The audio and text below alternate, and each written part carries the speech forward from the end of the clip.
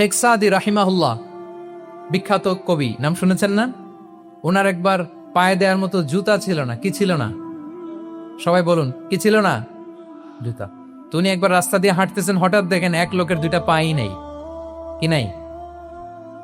শুকর গুজার হলেন, চিৎকার করে বললেন আলহামদুলিল্লাহ, যে আল্লাহ অনেক ভালো আছি, আমার জুতা নাই এজন্য মন খারাপ, ওর তো পাই নাই।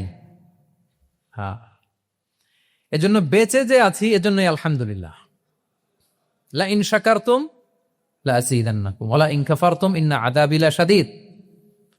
আল্লাহ বলেন, যদি শুকরিয়া করো, শুকরগুজার হও, আমি আল্লাহ নেয়ামত বাড়িয়ে দেব।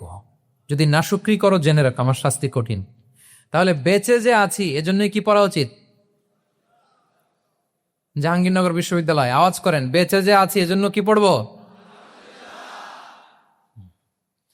আপনি যে অবস্থানে থেকে খুশি না, ভাল লাগে না আপনার, যে হায় রে আমি তো লুজার, আমার কিচ্ছু নাই, আপনার এই অবস্থানে পৌঁছাটা অনেকের জন্য স্বপ্ন।